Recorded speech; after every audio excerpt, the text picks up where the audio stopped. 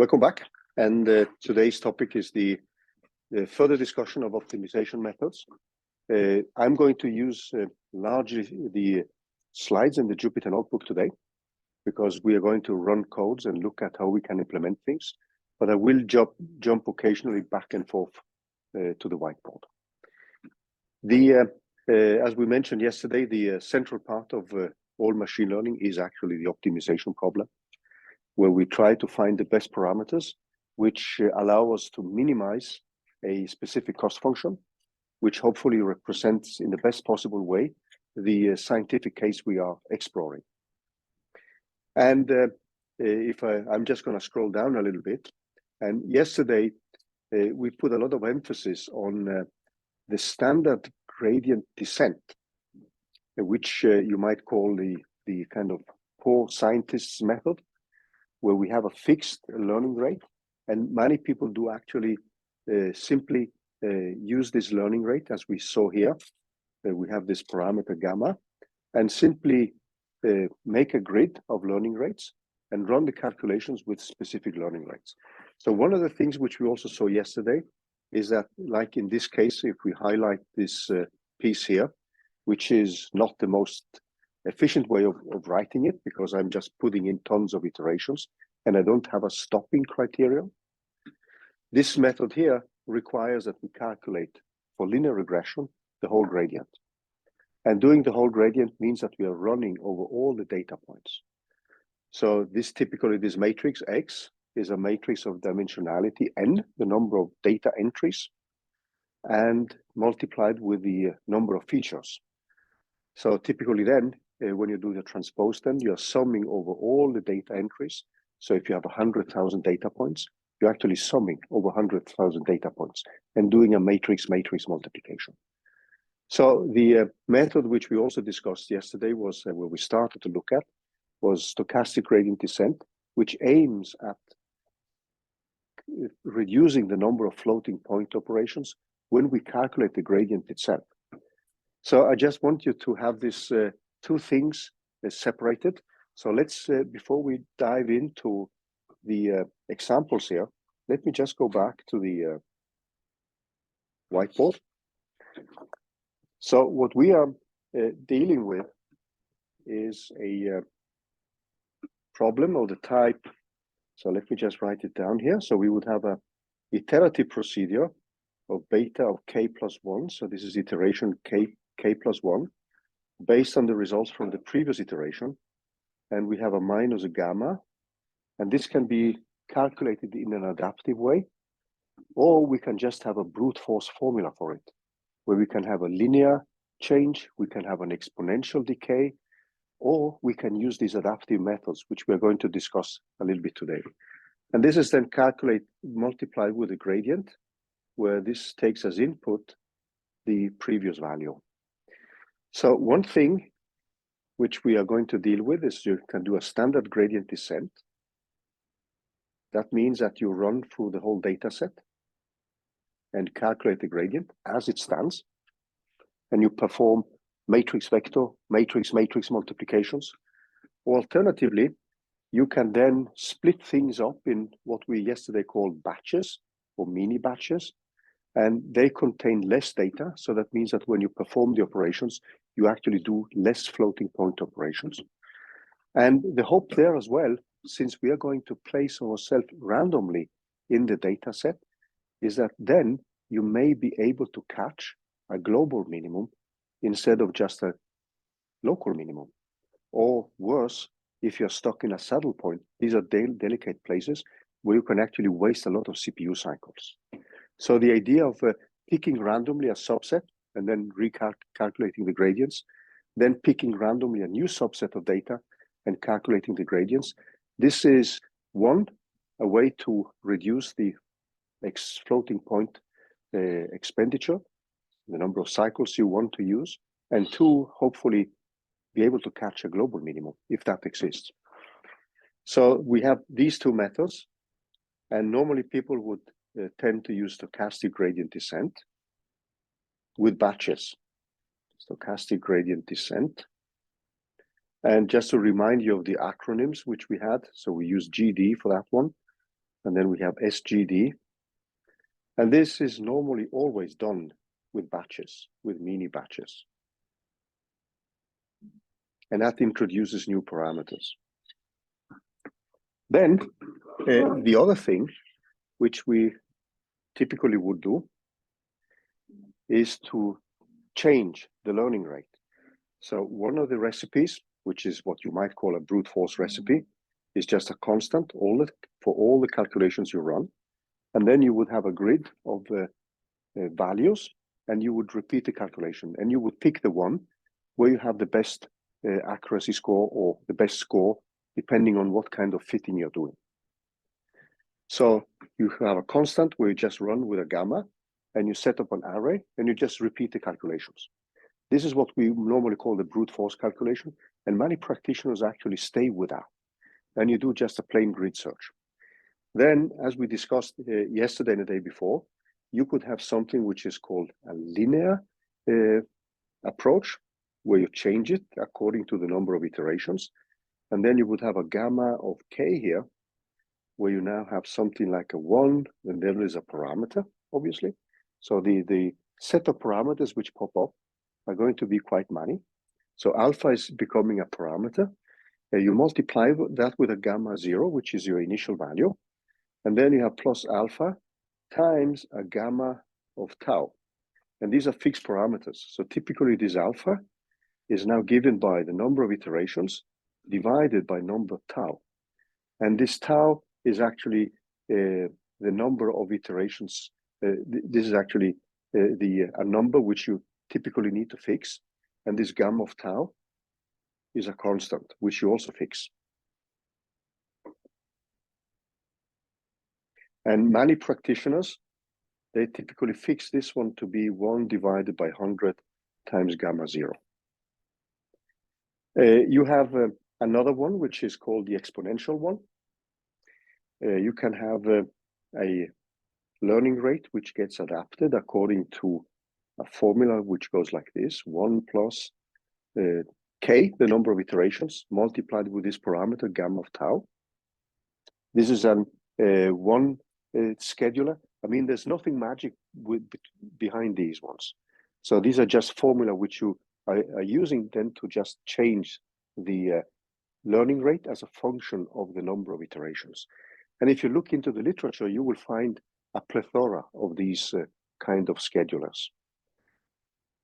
And I don't think there is an advantage. I mean, one is superior to another one. You have an exponential, which we discussed as well. So you would have a gamma of k, which is given by this gamma 0, the initial value. And then you have an exponential of minus k times this parameter gamma of tau, which is a fixed parameter. So this is the what I would typically call the schedulers, where you have a specific way of changing the learning rate. But then we have the adaptive methods, which are those which people tend to use.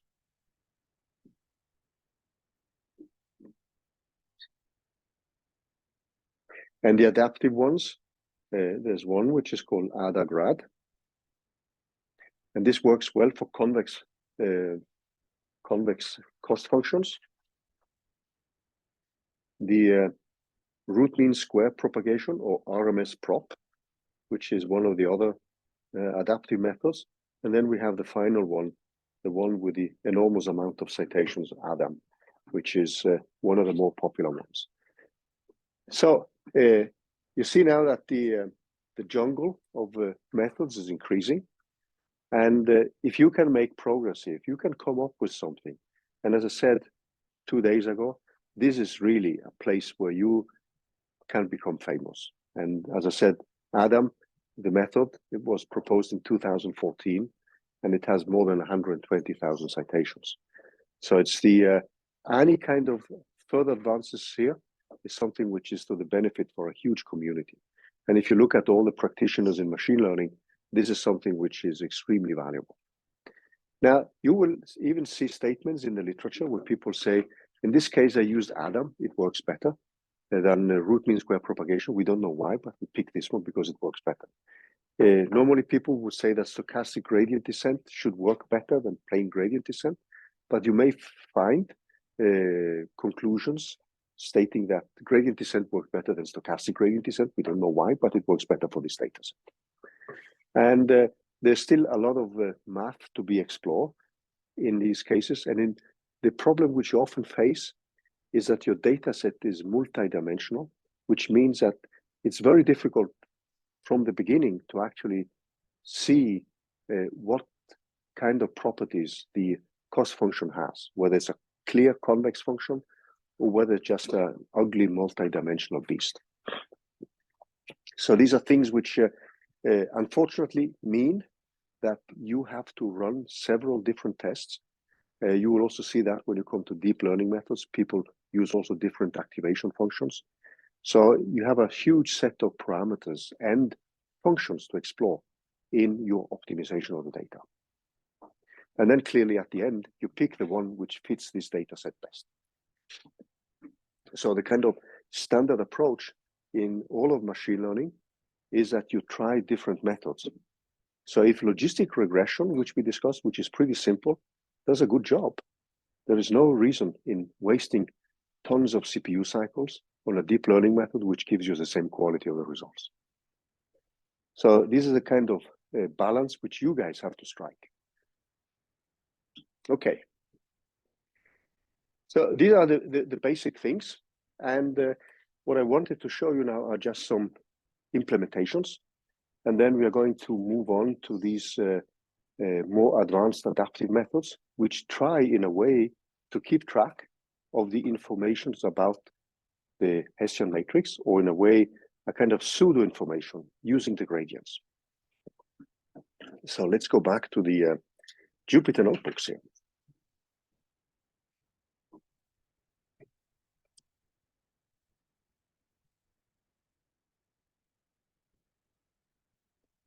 So the where we actually started yesterday or ended yesterday was in our discussion about momentum, which is one way to speed up the calculations. So we normally recommend to use that. And if you now want to look at the first stochastic gradient descent calculation, what you would typically do now is to introduce new parameters. So you would define the size of a mini batch, the number of points you have. You would define then clearly the number of mini batches, which is simply the total data set divided by the number of points you put in that.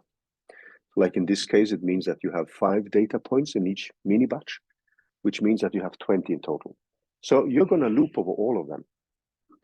Then what you also do now, since this becomes a numerical calculation of the gradient producing an average, you're actually repeating the calculations.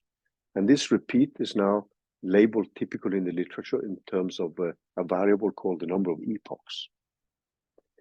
So you would run over all your data points, and you're going to do that by selecting randomly a starting point with replacement.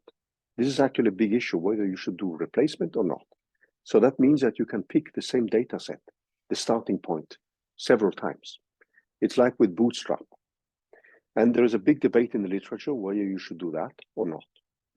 And there's a link down in the slides here, which you can look at and just follow the discussions which are there. So clearly, if you can calculate the full gradient, so in project number 1, there is an exercise where we actually ask you to set up the stochastic gradient descent and play around with all these options.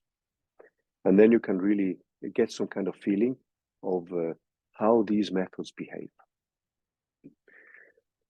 So in the examples which you will see here, I have actually used a kind of scheduler. So there are different ways, as we said, to scale this learning rate. And there's one where, so these are typically called schedulers. And one of them, which I discussed, is one where you have a parameter T0 and then divide by T plus a T1, where I'm going to show you how you define that. So this T0 would typically be equal to 1. And then T1 you can set, so these become parameters and you can play around with them. And what you're doing then is that you're simply changing the step size or the step length or the learning rate. So step length, learning rate are synonymous. And I'm not very fond of these methods, but I just place it here because you will encounter these as options when you're setting up, let's say, a stochastic gradient descent. What kind of scheduler you want to use, or whether you want to use root mean square propagation, ADAGrad, ADAM, and so on and so on. There's a plethora of ways of scaling the learning rate. And just remember from yesterday in the discussion on Monday as well, this is all done to circumvent the calculation of the Hessian matrix, period. So here you can see a code where I'm just repeating the same vanilla example. Nothing exciting by this example here. So I have this 100 data points. I perform a standard linear regression. As you can see here, I invert the matrix. So this is basic linear algebra. I call this own inversion. Then I calculate the eigenvalues of this Hessian matrix and use that to train. So this will be my own gradient descent, a brute force gradient descent, where I calculate all the gradients with all the data points. Go again, yeah. Are you assuming then that the Hessian is always has always eigenvalues? Yeah. So this is I'm doing a polynomial expansion, and when you do a polynomial expansion of your data set of your model, then every order is orthogonal to the other one, right? So if you think of the integral from x, the norm of x, or the inner product of x and x squared from minus infinity to plus infinity, that's equal to 0. So if you do that, you will always have a kind of guarantee that your design matrix may not lead to a singular matrix, but there's no guarantee.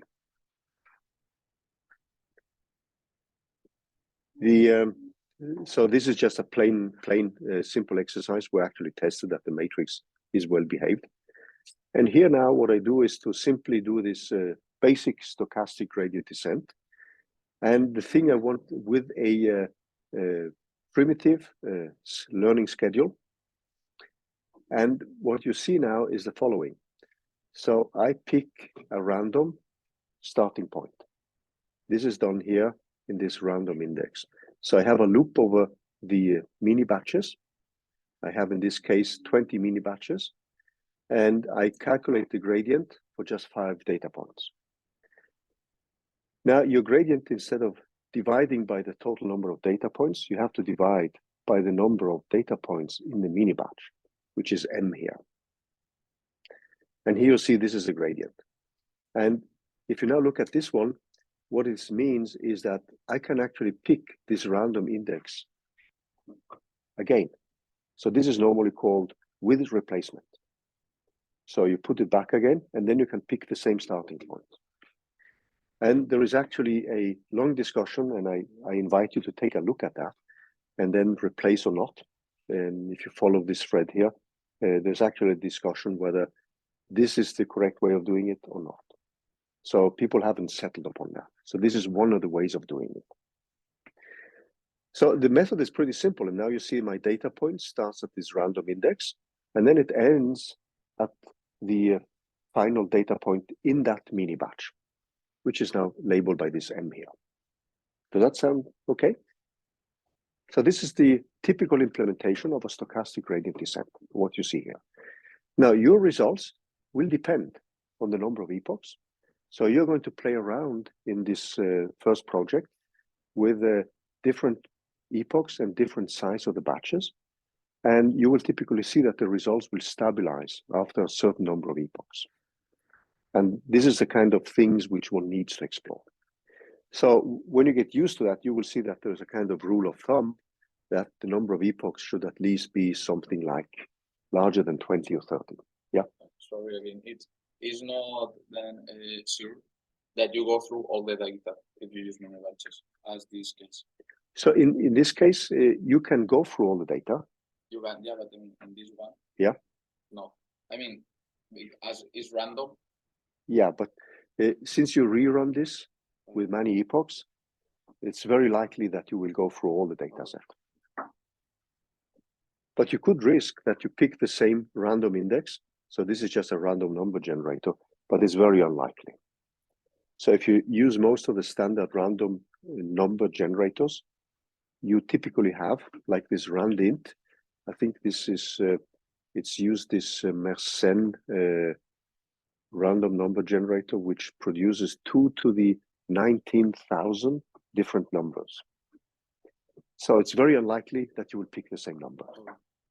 It's very unlikely. So remember now that the random number generators, they are purely deterministic. So they have a deterministic rule for updating the next point based on the previous ones. But they normally satisfy given criteria for randomness, but they are pseudo-random numbers generated by a deterministic algorithm. But it's very unlikely that you will pick the same point. And then by running over this number of epochs, you have a guarantee that you will span as many starting points as possible. And what you actually need to see is that you need to see that the result stabilizes as a function of number of epochs. Actually, I can show you here a result as a function of number of epochs. So let me just increase that one, not that one. This is a result for a specific data set. It's a classification of numbers. And you can see now the typical case. I mean, you run that with so this is a feed-forward neural network. And then you would typically see that the results stabilize as a function of number of epochs after some time. And this is what you're looking after. Okay, now let's go back to this one. Just hide this one. So if we run it, so let's do that.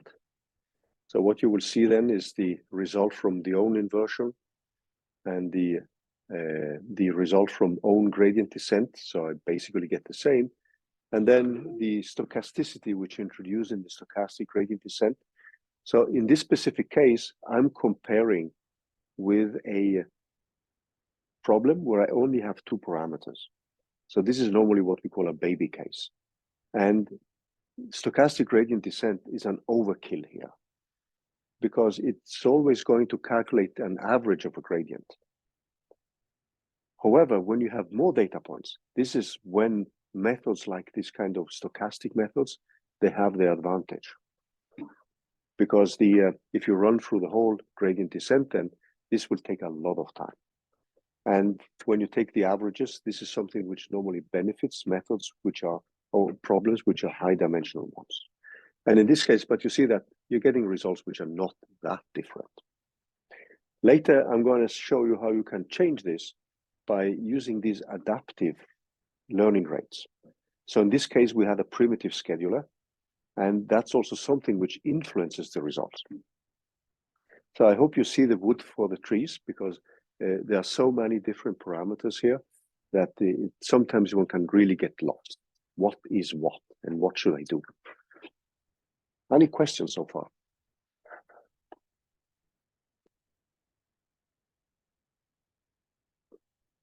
Okay, so then we have, yesterday we discussed momentum-based approaches. Then we have these methods which are called adaptive ones.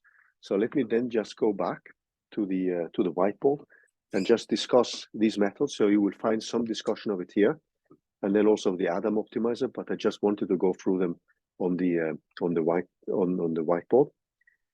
But before we do that, I just wanted to say something about practical tips.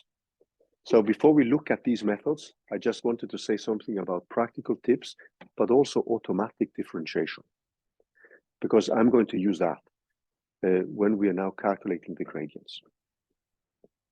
And then we're going back to the whiteboard, and we're going to look at what these methods actually entail and how we would encode them. Does that sound okay? So typically, the kind of tips which people would give you when you're going to set up a stochastic gradient descent is to randomize the data when making mini batches. So always important to randomly shuffle data when forming mini batches. Otherwise, the gradient descent can fit spurious correlations resulting from the order in which the data is presented. Transform your inputs. That's always important. So you remember we discussed scaling of the inputs by subtracting the mean value. Sometimes people, if you have access to the standard deviation, you would scale it with that. So you have dimensionless quantities you're fitting. Many people like to transform the data to a smaller range. Let's say if you have data which spans several orders of magnitude, you can map it over to a domain where it goes from 0 to 1, for instance, if that's more beneficial. And often it's beneficial for many methods because you can easily have round-off errors if you have a huge span in variables, and round-off errors can then lead to loss of numerical precision, which is unwanted, especially when you're dealing with matrix inversion.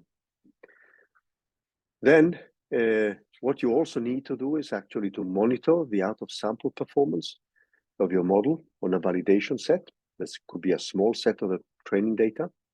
So this is often useful to do, actually. Not everybody does it. And then these adaptive methods, even though they are highly cited, it's not always given that they actually give you the best result. So typically these adaptive methods like ADAM, root mean square propagation, ADAGrad, tend to have poor generalizations compared to just a stochastic gradient descent with momentum, particularly in high dimensional limit. So many people often revert back to just a stochastic gradient descent with momentum. And we are just going to see examples of what works well and what does not work well. So just be aware of many of these things. So that means, again, me repeating myself by saying that you have to play around with many of these options, unfortunately. And you don't know a priori which one is the best. However, if your function is convex and you know that, then typically ADAGrad does the job for you. Now, I wanted to also discuss another technicality before we go back to the mathematics behind ADAGrad, root mean square propagation, and ADAM. So how many of you had heard, I think I asked yesterday, but I don't remember the answer. How many of you had heard about automatic differentiation? Yeah, there's some of you. So I really recommend using that. That saves the day. It saves the day in many, many occasions. So if you think of derivatives, you have finite difference methods, which are probably those you've seen in a course on numerical mathematics. And we discussed it yesterday in connection with this momentum-based gradient descent. That method fails miserably if you are going to calculate more than just the first derivative. And it will always be sensitive to the step size which you choose.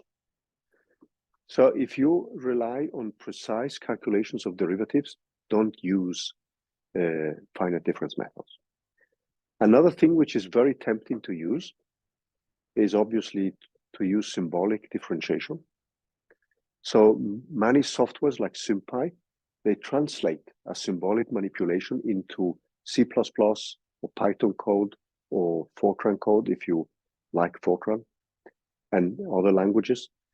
And however, when you use symbolic manipulations, that can often give you very complicated expressions, which steal floating point operations for you.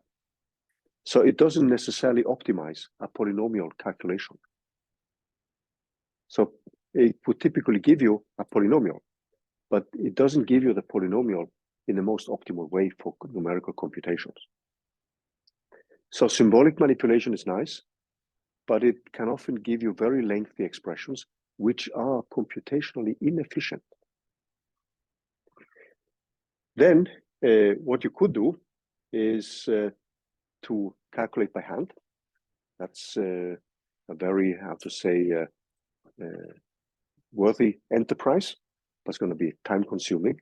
So I've been doing things which are called variational Monte Carlo calculations for quantum mechanical systems. I don't know how familiar you are with that. And in that specific case, we often have a trial wave functions, and we want to calculate the second derivative because we need to calculate the kinetic energy. And the more complicated terms we add, based on our insight about the physics, the more complicated the second derivative becomes. And it's so easy when you have a lengthy expression for the gradients, all the second derivatives, to actually make an error when you want to encode the expressions.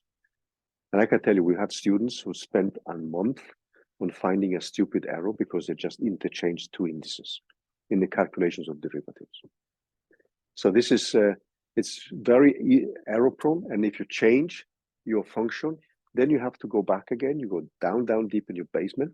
You look at the expressions to take the derivatives, or you cry for some time, and then you sweat and you use, the set of words, bad words, which you can come up with is almost unlimited. You get back after a month of wear and tear of deriving the analytical expressions, and then you have to code it, and then you make a small error in coding it. So I'm not saying that you should not calculate derivatives, but there is not much insight in calculating derivatives, right? We know how to calculate derivatives. So automatic differentiation allows you to attack these problems immediately. So it's based on the chain rule, and it has two modes. It's called a reverse mode and a forward mode. And when we come to neural networks, we are going to look more into the mathematical details of automatic differentiation. So now I'm just going to take the liberty of showing how you use it, okay? And then when we come to neural networks, and in particular the backpropagation algorithm, which is the central algorithm in neural networks, that is based on reverse mode in automatic differentiation. So in the slides here, you will find some simple examples on how to use automatic differentiation. And typically one, we have here a simple function, f of x assigned, and we know the derivative. The way you would typically implement this is to insert AutoGrad, or you have to install it. So this is pip install AutoGrad.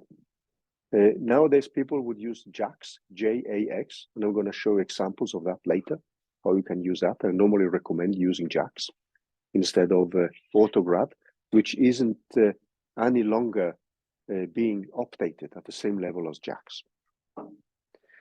So you would then typically define this is the analytic derivative. As you can see, this is a function. And then the only thing you would do now is to define the derivative of that function, f, as just EGrad, and you insert f here. And then you have the computed derivative and the analytical one. And in this specific case, we're just plotting it. And on this plot, you won't be able to see the difference. Actually, here I plot the largest difference between automatic differentiation, which also employs properties of sine, cosine, and exponentials. And here, the absolute difference is 10 to the minus 15, which is basically 0. There are more examples here, and you can, I invite you to take a look at them. And in this case, I'm just importing again, it's a very simple function, x cubed plus 1. We know the calculation of derivative. I just calculate that for a specific value, as you can see here. And then it gives me essentially the same value. You can have more complicated functions where you have two variables or more variables, etc., etc. So these are all examples of how you would use AutoGrad here. There are more examples and also examples on how you don't use them. I'm not going to spend so much time on that because I wanted more to spend time on this when we start with neural networks and we discuss the backpropagation algorithm and the connection with backpropagation and automatic differentiation, which backpropagation, and this is something which many practitioners in machine learning have no idea about. Actually, backpropagation is the same as reverse mode in automatic differentiation, and I'm coming back to that. I'm just announcing it now, okay? So here you can now see what I'm doing now is to take ordinary least squares, these examples which we looked at before. And in this case, I'm now taking and using AutoGrad. As you can see, I imported as grad. This is my cost function, the mean squared error, as you can see here. This is nothing but the mean squared error as a function of these parameters beta.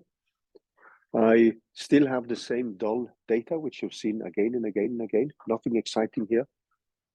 And This is now a case I do the own inversion. I find the optimal theta value. But what you can see now is that the gradient now, so this is a full gradient descent. So the only thing I need to do now is just to write gradient of this cost function. And this depends only on one parameter. Keep that in mind, eh? And then it receives the value of theta, which is my parameter, which I'm updating. It calculates the gradients, and then we just plot again. And then you can repeat the same. You see now that it's not so bad. It's actually the same. So that's a good test that your gradient automatic differentiation is functioning correctly. But you can also do the same thing with momentum. So remember now that momentum gradient descent is something which speeds up your calculations. The only thing you need to do then in your calculation is to define this. So there is a standard gradient descent, and then there's a gradient descent here with momentum. So the only thing I need to do now is to define this new change, which depends on the previous value, multiplied with this parameter delta, which we discussed yesterday.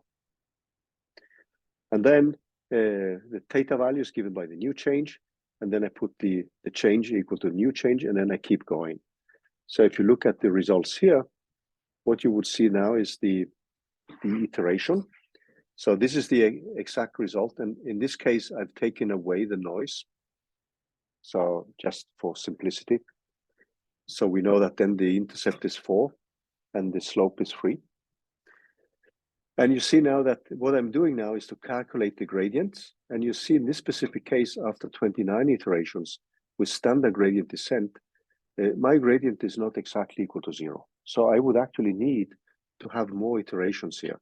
I just put the number of iterations to 30, so I can actually print it and you can see it. So because in this specific case, I would actually have to increase the number of iterations. But you see now that with the momentum, which is the next one, you see here now the 29 iterations, my gradient, which should be 0, is 0.1. If I use momentum, you see it's actually smaller by, let's see now if I can put them like this. So you actually have 2 orders of magnitude. So momentum actually speeds up your calculation. So this is something which you should always bake in. And many people do actually do stochastic gradient descent with momentum only. And then instead of having a learning rate which is adapted, you just put up initial values of the learning rates from 10 to the minus 5, 10 to the minus 4, up to 10 to the minus 1. And you simply calculate with these rates, and then you find the learning rate, which gives the best mean squared error, for instance, or accuracy score. Can I ask a question? Yeah. Yeah. Yeah. But it's just rather than the name of the function. Yeah. It takes the derivative with respect to which value. So I plug in this theta here. So you see now that this receives, in this case, I call it beta, I should actually call it theta. So it takes this as input. So it takes the derivative with respect to theta. If you have more variables, you need to specify which one you want to take the derivative with respect to. And I will show you examples of that after the break. So momentum is something you would implement. But clearly, if you do, you can now see, I mentioned yesterday that if you can calculate the Hessian matrix, and in this case, where we just have a 2x2 matrix, doing all these exercises with learning rates, etc., is almost wasted, because in this case, you can actually calculate the Hessian matrix. And if you now look at this case here, with just the Hessian matrix, you see that one iteration, bang, derivative 0, because you have the Hessian matrix, right? So this is also something you have to decide upon when you're running the calculations. If I have few parameters, there is no point in not calculating the Hessian matrix itself, if you can calculate the derivatives and the second derivatives. And you see here, this is, yeah, you're just spot on, right? Because you have the Hessian matrix. And as you can see here, what I've done here is now to define my Hessian matrix. So I've calculated it here. That's my second derivative. And then I have my second derivative. I just invert it, and then I multiply my gradient with the inverse Hessian, multiply with the gradient, and you see then I just need one iteration, and then I'm spot on, even with a random starting value. So the first value I start with, I have a gradient which is, for one, it's -17. That's for the intercept, and the other one is -21. And then if I now use a Hessian, it's basically 0 after one iteration. So again, I want to show you the kind of gritty, nitty details, because at the end, you are the ones who have to assess which is the best approach. If you take a small break, just 15 minutes, stretch legs and grab some more coffee. Is that okay? And please don't hesitate to ask questions. I'm going to put the recording on pause.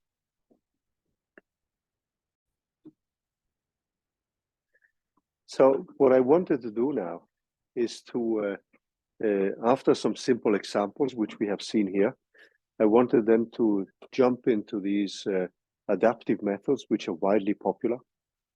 But let me also show you how you can include the stochastic gradient descent with ADAGrad, because here you have to be a little bit careful, because now we are running over mini batches. So in the previous case, the cost function contained this 1/n, because I'm running over the whole data set. And when I take the derivative, I have a 1/n, actually 2/n. But when I do the mini batches, I've actually taken away this 1/n here, because I bring it back in here. And when I do the stochastic gradient descent, I have this 1/n here. So just pay attention to that, because when you define the cost functions, you have 1/n, because the cost function is an expectation value over the sample for the square difference. And I just keep this value in here, and I do the same when I do the standard gradient descent, where I run over all the data. And in this specific case, you can now see the output here. And again, since this is, so what you should get is 4.1 something. The stochastic gradient descent still gives you something which is slightly different. Now we are going to see later, and here we have this kind of simple scheduler. You can also bring in momentum if you want to. So this is pretty easy to do now with the stochastic gradient descent. So the only thing you will do now is that you have this variable new change, which we discussed, which depends then on this parameter delta, which we also introduce as a new parameter, which needs to be tuned.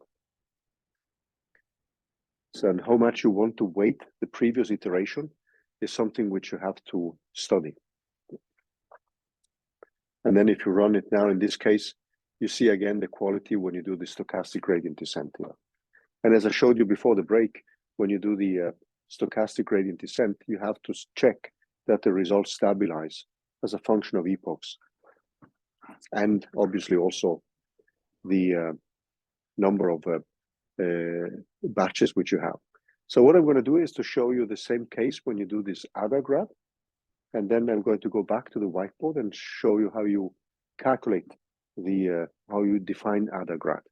So in ADAGrad, there is so this is basically the same example almost, except that now I've taken a slightly different function. So I just wanted to complicate life a little bit. I have 1,000 data points, and now I have an intercept of 2. I have 3 times x, and then I venture into a second order polynomial. This is a big step forward for me today. Second order polynomial. So it's 4 times x, so you should get actual parameters, 2, 3, 4, right? And you see now this is my standard inversion. Just setting up the design matrix, keeping the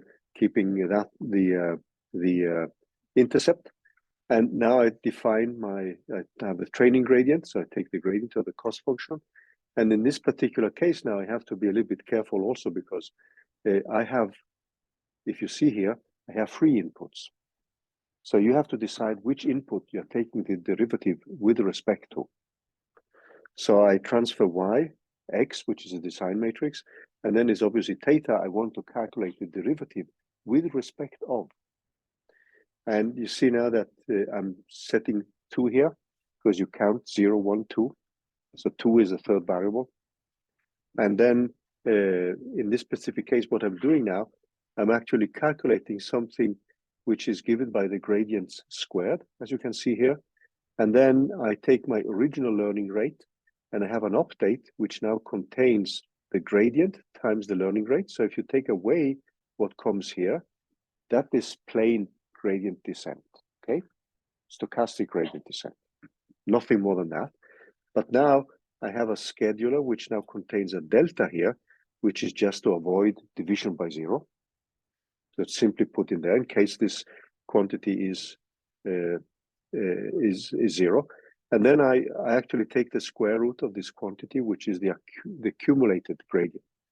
So if you remember back the expressions which we had yesterday, when we looked at this gamma, which was given by the gradient transpose times the gradient, divided by the gradient times the Hessian times the gradient. In a way, you're trying to bake in some information about the gradient here. But it's still not the same as calculating the Hessian matrix. Now, if you look at this result, so this is the way you would implement ADAGrad, and I'm going back later to say a little bit more about it. And now you see that this is a stochastic gradient descent with adaptive gradient. And now you see these are the exact result with inversion, and that fits what we have here, 2, 3, 4. So these are the parameters we should get. And now you see adaptive gradient is actually giving a result which is pretty good. So you're basically spot on. If I now do root mean square propagation, which I'm coming back to, I'm just going to demonstrate. This is essentially the same code.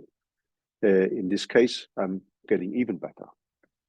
So for this typical convex function, and then finally with this ADA method, so I'm going to go back to and show what these are. You're basically getting results which are as close as possible to the results you would get with inversion. So these are very popular methods, and you see they're pretty fast as well. And let me just set up how we actually are calculated. And then we're going back to the code. So ADAGrad means that you now change the learning rate. So if you look at the expression you have here, the first one would just be the plain learning rate times the gradient, as before. But now you divide it by the square root of the gradient squared here. And let me now show you what's the basic philosophy behind these methods. And down here, you will also find examples for logistic regression. And before we do that, I also wanted to introduce JAX to you. So this is actually AutoGrad and accelerated linear algebra. So this is a package or library which is improving and allows you to actually speed up many of the calculations. And here's an example on how you can replace AutoGrad with JAX. And I just invite you to take a look at it. And JAX is the package which most people are using now in calculating derivatives. Okay, so let me just switch back to the whiteboard.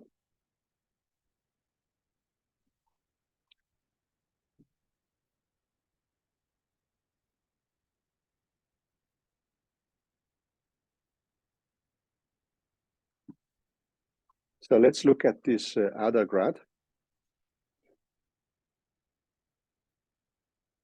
which, as I said, is a method which works pretty well with with convex functions.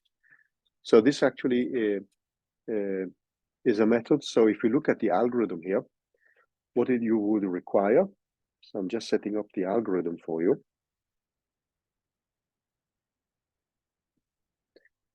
So before you start calculating, what you would require then is the following.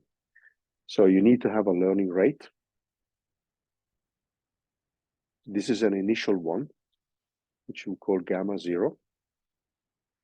You need to have an initial value, an initial guess for your parameters, beta. So this would typically be a beta 0 or theta, or whatever you might call them. You need a constant which we would typically call delta, a small constant, in order to avoid divisions by 0 for numerical stability. So this constant is typically 10 to the minus 8, 10 to the minus 9, for instance.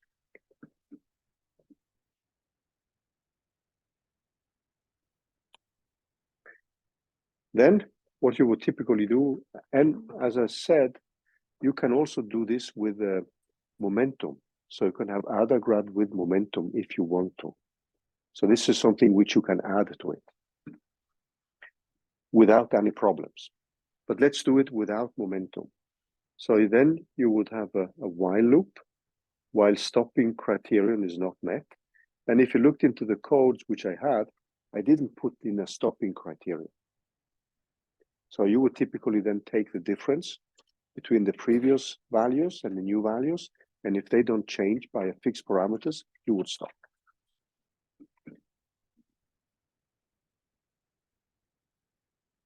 Not met. And then you would, the first thing you would do is to set up the mini batches.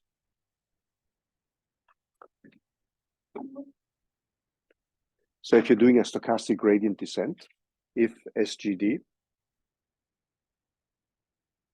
so you need to find that. And then when you've done this, if you're not doing a stochastic gradient descent, you would just jump to the computation of the gradients immediately. Compute gradient. And I'm just going to call this gradient for G, as we did.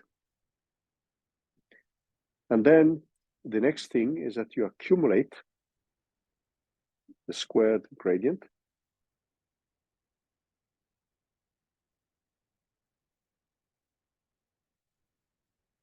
Sorry.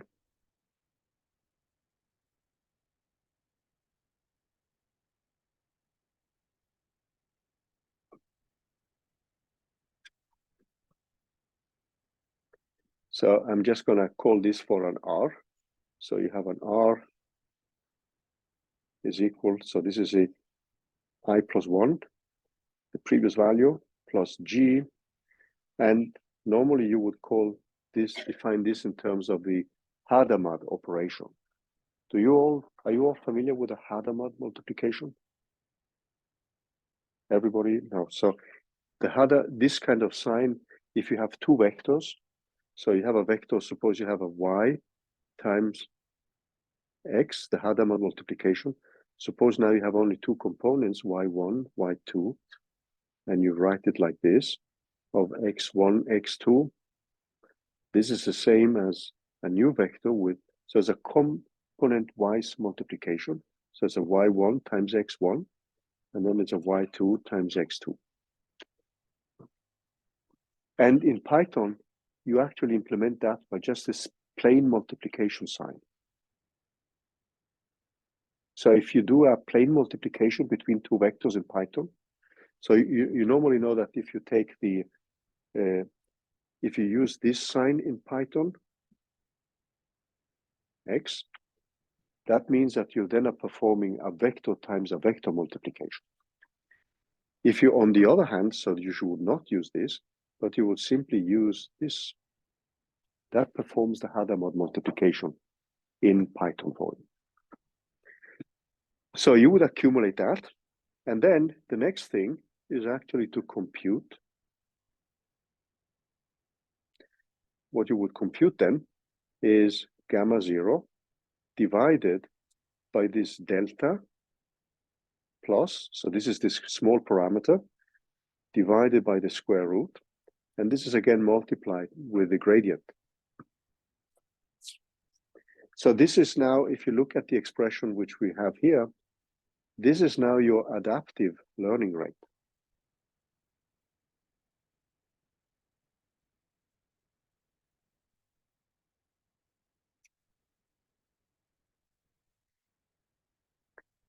And the next step is simply then to set up the update.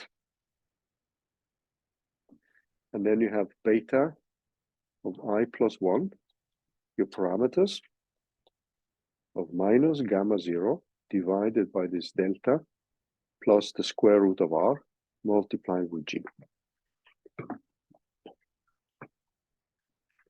So this is this parameter which you see here now. This quantity here is the one which we plug in here. You would obviously pre-calculate that and give it a name, and then you just simply do the subtraction afterwards. So this is the ADAGrad method, and it's often used in connection with convex functions actually. And the codes which you see are actually examples of applications of this method here. The root mean square propagation is slightly different. So let's just bring that up. So RMSprop is another of these famous algorithms. Stands for root mean square propagation. So if we look at the algorithm in that case, what we do now is we require a global learning rate. Let me just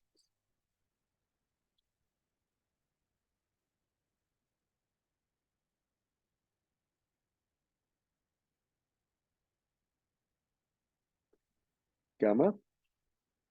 And we also require a new parameter, which is called a decay rate, which is called rho. And you would require, in addition to this, you would require an initial value, beta 0. And you have this small parameter delta, small constant, delta, in order to avoid these divisions by 0. And then you would now have a loop here, while, and actually this parameter R, which we called here the accumulated squared gradient, we would then set this accumulated squared gradient R to 0. So while stop, criterion not met.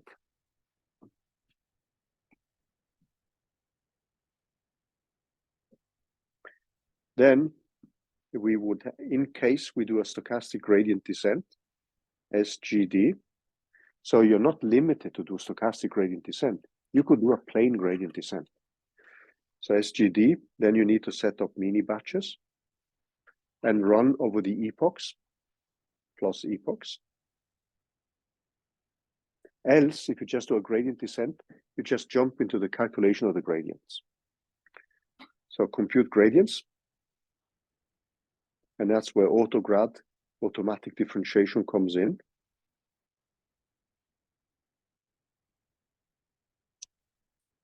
And then what you would do now is to accumulate the squared gradient.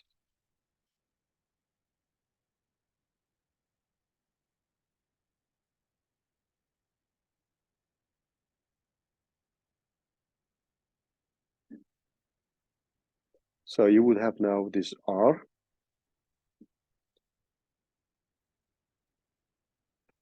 And I just write it like this. So we would have this parameter rho times R plus 1 minus rho. And then I have the gradient squared, where I perform this Hadamard multiplication here. And then I compute the parameter update.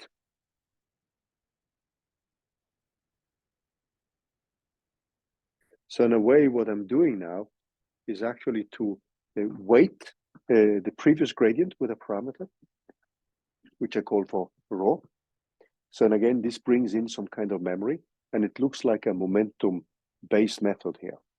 So in a certain sense, normally when you do root mean square propagation, you won't do momentum gradient descent, because you are trying to compensate a little bit for the previous value of the gradient in this with this parameter rho. Now, when we go to ADAM, so ADAM is actually stochastic gradient descent with this kind of accumulated squared gradient plus momentum. So you would compute the parameter which we just call a delta or beta, which is now given by minus gamma. And this is now given by this parameter delta plus the square root of R. And then I have the multiplication, the Hadamard multiplication with G. And then I apply the update. So again, my learning rate is being modified by this expression here, but now this R keeps information about the previous value. And it's weighted by a parameter rho. And then you apply the update, and then you have a beta, which now is equal to the previous beta. And let us write it more like this. So this beta and plus this delta of beta. And this gives us an end wide.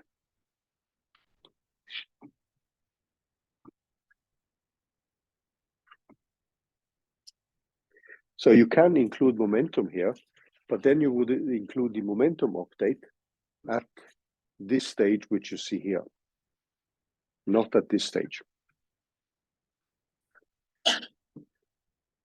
Then the final, so this parameter rho is then a parameter which we need to fix and play around with. So more and more parameters. And as you see, there's everything we are doing now is a way to introduce some kind of information about the gradients in this expression. But we are still avoiding to calculate this Hessian matrix. So this is the basic kind of message here. Then we have the final algorithm, which is ADAM, which stands for adaptive momentum. So we do include momentum, and in this case, you don't need to do a momentum gradient descent. So ADAM is the final one.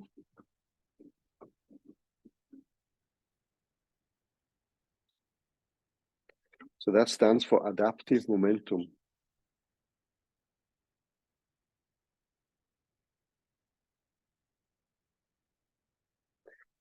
So let me just quickly give you the basic elements in the algorithm.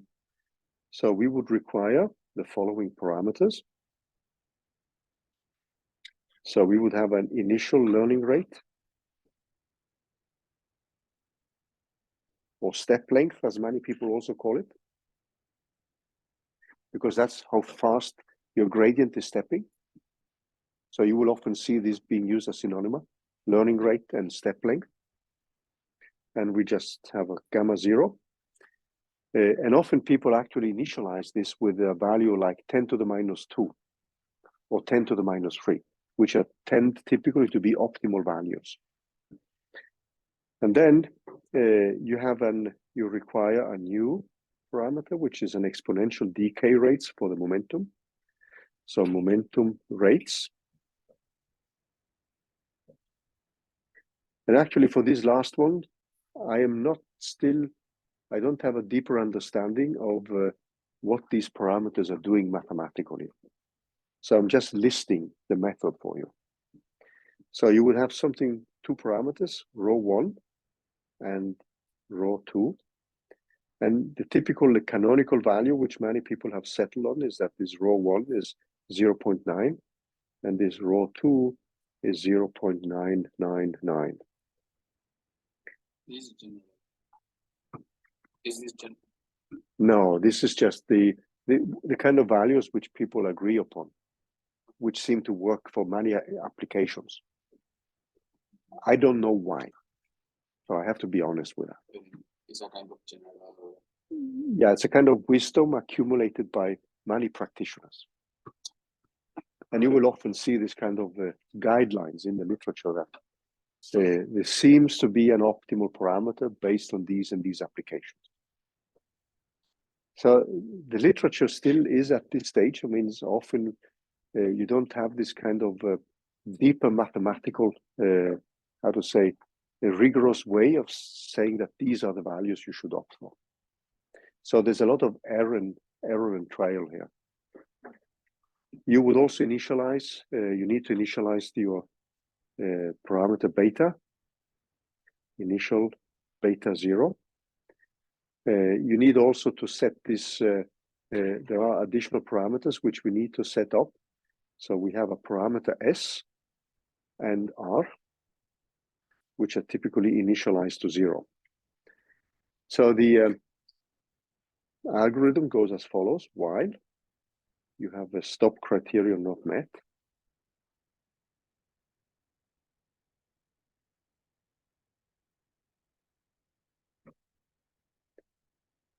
if you do as SGD, you would have to sample mini batches plus epochs.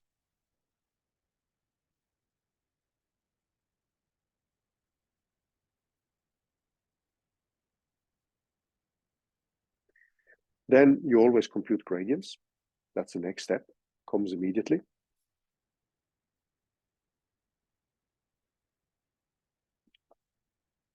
There is a parameter which is called T, which now deals with the number of iterations.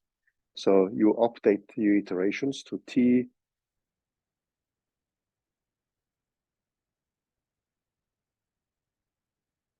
plus 1. So this is just an iteration counter, which you're using in the expressions below here. So there is an what's normally called an first momentum, update first momentum.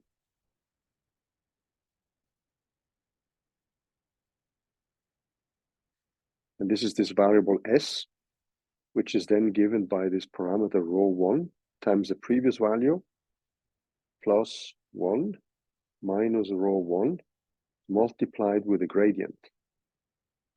And then you update the second momentum.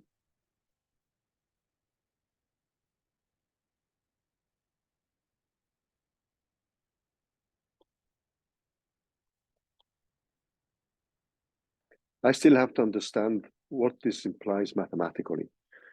And in that specific case, what we have is this parameter rho2 multiplied with the previous value plus 1 minus rho2. So this is what we had in the root mean square propagation in RMSprop. So this R is the same. And then the next step is to correct what's called bias in first momentum.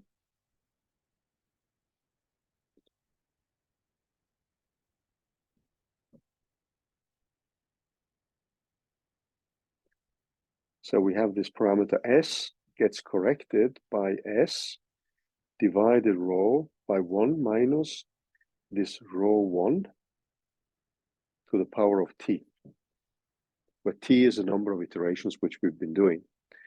And then you would correct. So actually, I have problems in understanding what these mean mathematically.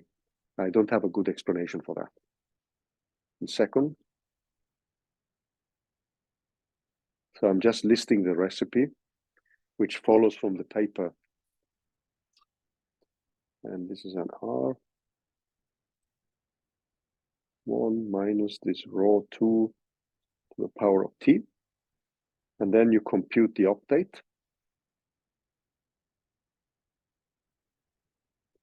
And the code examples which you see, this is actually what I have included.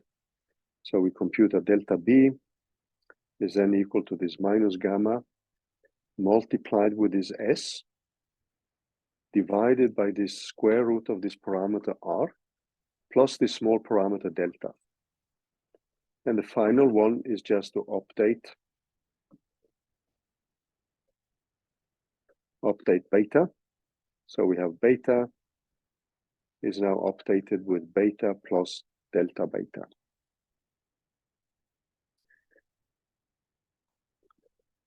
So what people claim is that this ADAM method is pretty stable with respect to the choice of these hyperparameters. However, you need to tune this gamma zero, the learning rate. So what you see now is that you get additional parameters where you have to, which you have to tune and play around with. So these three methods, ADAGrad, root mean square propagation, and the ADAM method are those which you will encounter again and again. And if you're using libraries like scikit-learn, PyTorch, or TensorFlow, you will see that you can actually plug in as an option in the call to the functions, these type of optimizers.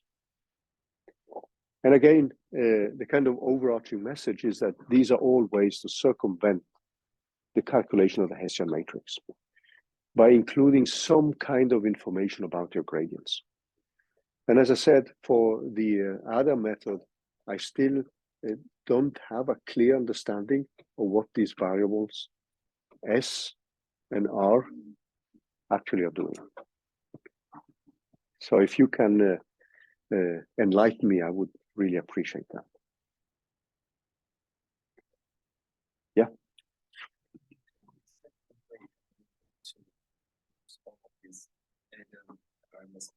Yeah. Within the same day, because after each situation we change yeah. the main data. Yeah. So if we can keep the data fixed, yeah, and try to change the parameters, it's kind of so normally what you would do is just you have the data set and you would just run calculations with the 3 different methods. That each time we change parameters. Yeah. For example, for RMSprop, we Yeah. have something else. Yeah. For ADAGrad, we have something else. Yeah. I'm not aware of that actually. What I've seen is that people typically would just so the a kind of standard approach is if you have the hyperparameters and regularization parameters, so you have 2 main parameters which are the dominating ones, and that's the learning rate and the regularization parameter. So what you would often see is that many people would tend to run a simple stochastic gradient descent with a fixed learning rate and with momentum. You can run stochastic gradient descent or plane gradient descent if you can. And then you would also tune a regularization parameter lambda, as we had in ridge and lasso regression. And then you try, within that, you try to find the optimal or the best learning rates and the best regularization parameter. So when you found those, then you would start playing around with ADAM, root mean square propagation, and ADAGrad other methods in order to see if you can get better results. Or people would just repeat the first exercise, but then they would just repeat it with ADAGrad, root mean square propagation, and ADAM. So that's a common path which most practitioners tend to use. So I don't know if that answers your question, because I can't remember I've seen anything similar like that. So the most common path is actually you just rerun a big calculation with one of the options, and then you rerun it. But you normally try to fine tune the results because the results are most sensitive to the learning rate and the hyperparameter lambda when you do a regularization. Now, in this chapter 8 of the textbook by Goodfellow et al., which we discussed yesterday, there are actually several practical implementations and discussions of the tuning. And you will also, so let me just, I'm going to go back to the Jupyter notebook, by the way. So let me also mention to you another chapter in that book, which we are coming back to. So let me just bring up this Goodfellow deep learning, so that comes up. I've been searching many times. So if you go into this textbook, I mean, on chapter 8, there is a lot of discussions about different optimization strategies. And then there is a big chapter, which is actually a very useful read, which becomes also relevant when you come to neural networks. And this is about practical methodology. So you do have grid search methods for the optimal learning rates. You have randomized grid search. So there are tons of methods for finding the best possible learning rates. And then you also will find chapter 12 here, which contains lots of applications and discussions of them. So this is a field which moves very swiftly. The book was written in 2016, and many of the concepts there have actually changed over time. So one of the problems with machine learning is that there are tons of papers every day. So if you go like to a preprint server like ArcSci, which probably most of you are familiar with, if you count the number of papers this year which has machine learning in the abstract, there are more than 10,000 papers.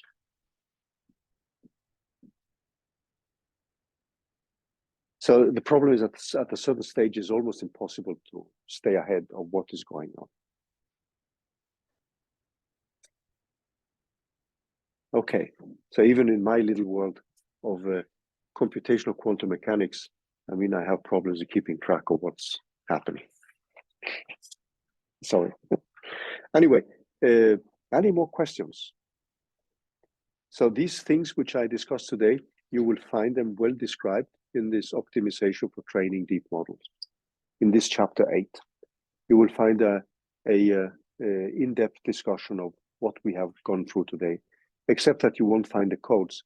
The codes are in the Jupyter notebooks. So when it comes to project number 1, and let's go back to that. So let's take a look at the project, and we can just bring up the PDF file if you want to.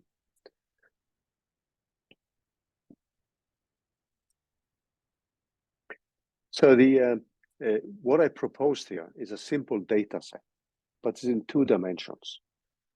And if you don't like it, you can change it.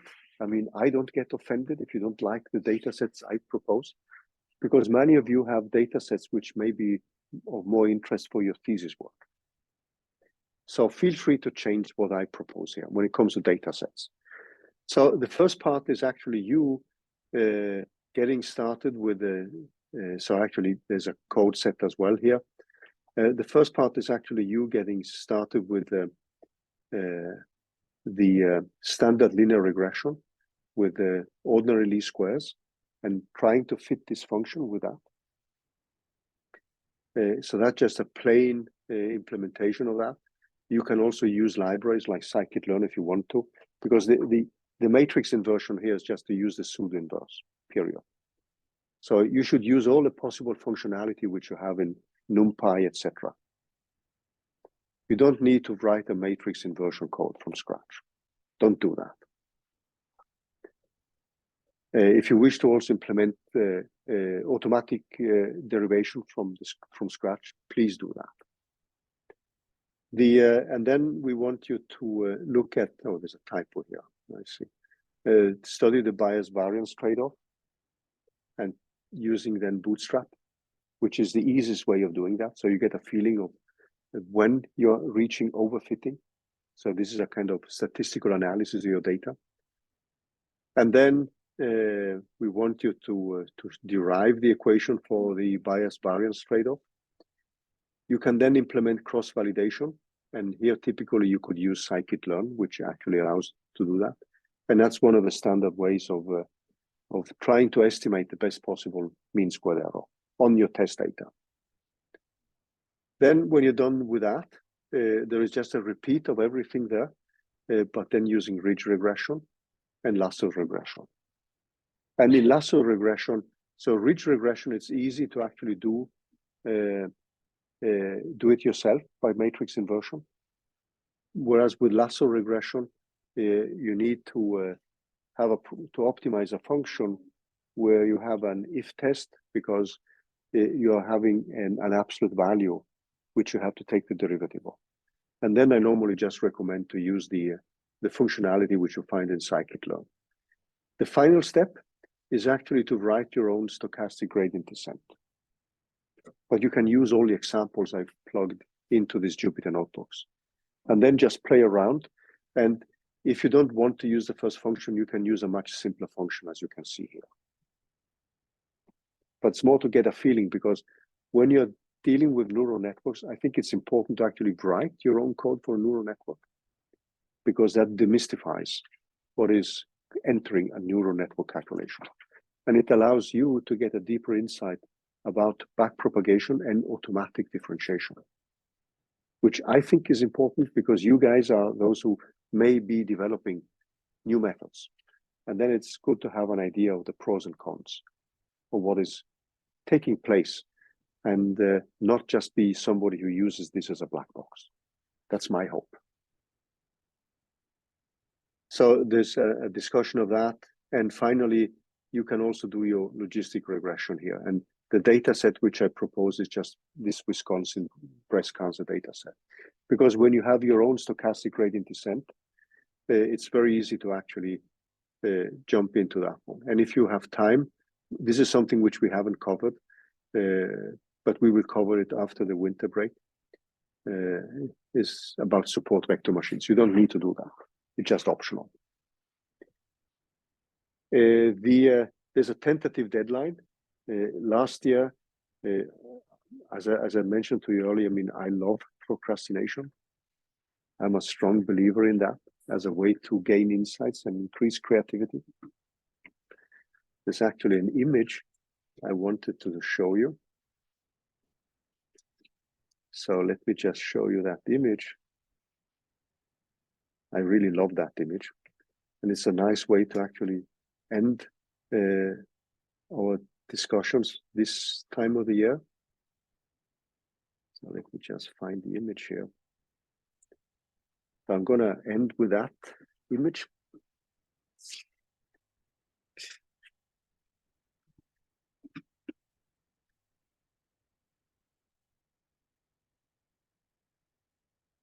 And then, yeah, there are actually some links here. Procrastination enhances creativity. I'm not saying that you should not respect deadlines. I'm not saying that, but we are going to be pretty lax with the deadlines. But the strict deadline we have is beginning of June, because we have to pass the grade by the end of June. So clearly that's going to put a kind of really tough deadline on everything. So I put the deadline to January the 31st, but if you're not done, then we can, yeah. How do we have to present? There's actually a discussion here on how to present it. So let me just bring it back. Not this one. So if you go to the, let me just go back and back. If you go into this folder with projects here, this folder here, we have a kind of evaluation and the way we want actually to you to present things. So we want it to be written as a scientific article.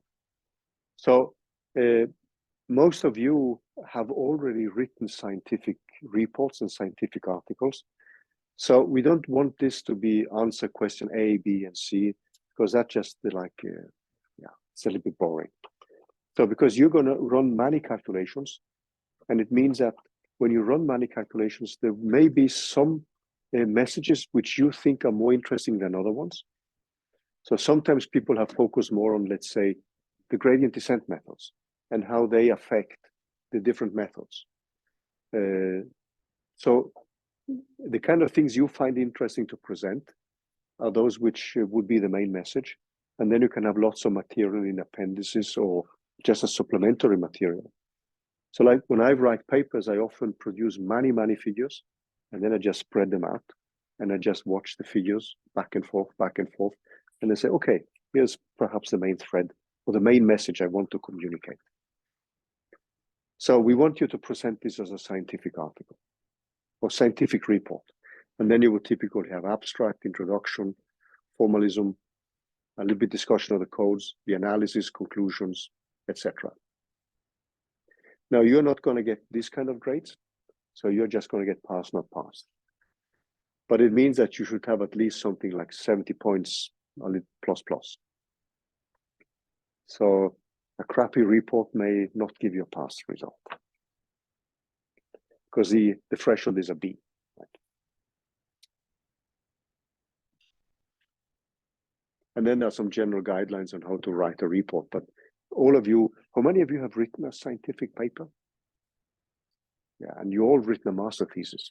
And the master thesis is basically like this, except that these reports are not going to be like your master thesis, right? Which probably were some 50 plus pages, right? Or even more.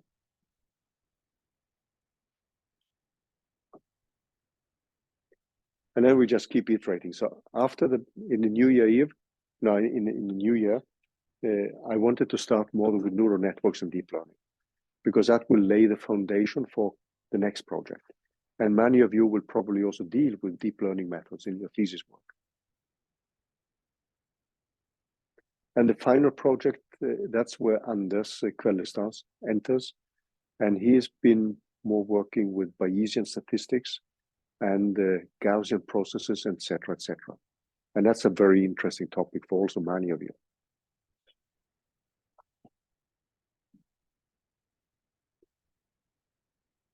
So in these projects, even though we call this computational physics and statistical data analysis, etc., the computational physics methods like matrix inversion, singular value decomposition, they are all parts of what we are doing. And most of you have actually had a course on that before. There is also a path here, which you can, if you're interested about solving differential equations with deep learning methods. If you wish to, last year we had a group which wanted to do that as a third project. So we often leave the third one pretty open to everybody.